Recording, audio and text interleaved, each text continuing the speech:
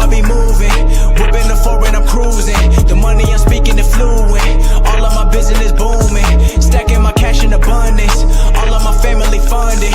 Finally got what I wanted. Life is amazing, I love it. Everyone know that I run it. Yeah, look at me now, I came up. I've been thinking back then when I almost gave up on the game cause I never got in my way. Yo les postos, c'est Sacha, bienvenue dans cette nouvelle vidéo Mercato et actualité du football. Et on commence avec l'Olympique de Marseille, la vente du club démentie par le clan McCourt. Al-Walid Bentala ne devrait pas, selon toute vraisemblance, être le prochain grand patron de l'OM. Si divers titres de presse, qu'ils soient européens ou saoudiens, affirment que le rachat de l'Olympique de Marseille par l'homme d'affaires est en bonne voie, du côté du club, la position est claire, c'est une fake news. Après Jacques-Henri Hérault dans les colonnes de l'équipe le mois dernier, c'est le clan de l'actionnaire de l'OM, Franck McCourt, qui a confirmé que le club n'était pas à vendre à la Provence. L'identité de celui ou ceux qui est à l'origine de cette rumeur serait d'ailleurs ardemment recherchée, donc la vente de l'OM n'est pas pour tout de suite. Et on passe au Paris Saint-Germain, la sortie osée d'Ander Herrera sur Neymar et Kylian Mbappé. Tous les jours, les médias espagnols évoquent l'intérêt des deux plus gros clubs de Liga pour Kylian Mbappé et Neymar. Le Français serait très convoité par le Real Madrid en vue du Mercato 2021, alors que la presse catalane multiplie les unes concernant un retour du Brésilien au FC Barcelone, et forcément, lors de son entretien accordé à la Cadena Cop, Ander Herrera a été interrogé sur l'avenir de ses coéquipiers. Donc, il cite « Si je devais parier un café sur le fait qu'il reste à Paris, je le ferais », a-t-il d'abord expliqué avant d'ajouter « Tout indique que s'ils partent, il y en a un qui irait au Real Madrid et l'autre au Barça. Mais moi, je peux vous dire qu'il reste avec nous et avec moi. » Pas de quoi vraiment dissiper les doutes sur l'avenir des deux stars parisiennes. Quoi qu'il en soit, après les propos de Sarabia, de Herrera et de Paredes, tout porte à croire que maintenant, il n'y a plus aucun doute sur que ces deux joueurs resteront au Paris Saint-Germain. Et Paris aurait transmis une première offre de transfert à l'attention du Milan AC. Elle concerne un milieu de terrain. Le nombre de pistes menant au Milan AC est impressionnant. Leonardo a visiblement gardé de très bons contacts et souvenirs en Lombardie. Et le Brésilien a l'intention d'en profiter pour permettre au PSG de recruter à tous les secteurs de jeu dans les buts. Gianluigi Donnarumma est la priorité au poste. Et la proximité avec Mino Raiola, son agent, aide clairement dans ce dossier. Seul le prix semble bloquant malgré la situation contractuelle du joueur. En défense, Paris songe aussi à Théo Hernandez et Alessio Romagnoli. Au milieu du terrain, c'est encore plus dense. Ismaël Bennacer, Lucas Paqueta, et il se murmure que le profil de Franck Kessie plaît également. L'axe Paris-Milan pourrait clairement devenir un terrain de jeu privilégié pour Leonardo, et c'est précisément aux Milanais que Paris aurait transmis une offre de transfert. Paris propose 30 millions pour Bennacer. Donc, il y a quelque temps, la presse italienne confirmait que la piste menant à Ismaël Bennacer se confirme un peu plus. D'ailleurs, le 5 mai, les médias italiens avaient dit que Leonardo ne lâche pas le dossier et envisageait d'avancer concrètement. Et d'après certaines sources, il serait bel et bien passé à l'action avec une première offre de transfert pour Bennacer.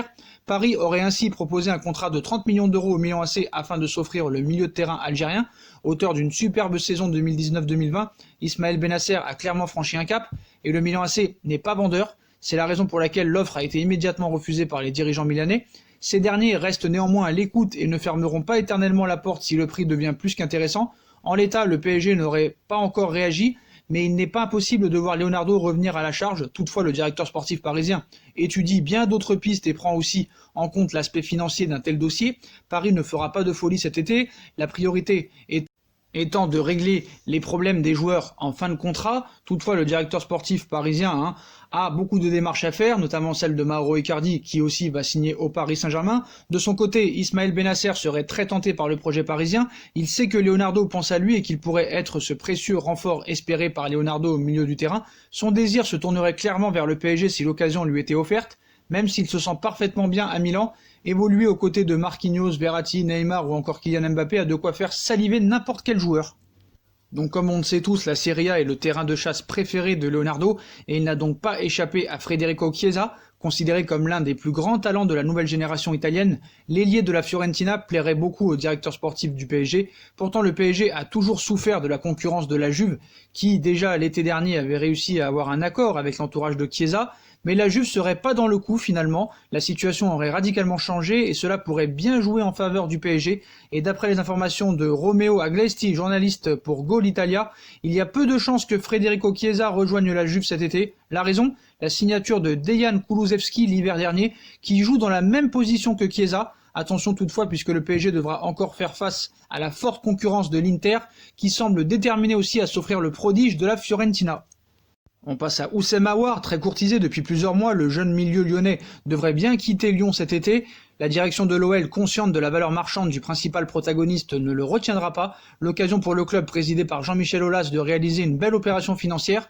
Évidemment, Oussem est l'un des plus grands talents de l'Olympique Lyonnais. Comme je l'ai toujours dit, la décision des joueurs est toujours primordiale. Garder un joueur contre sa volonté, ce n'est pas raisonnable. Oussem n'a pour le moment pas manifesté l'envie de partir.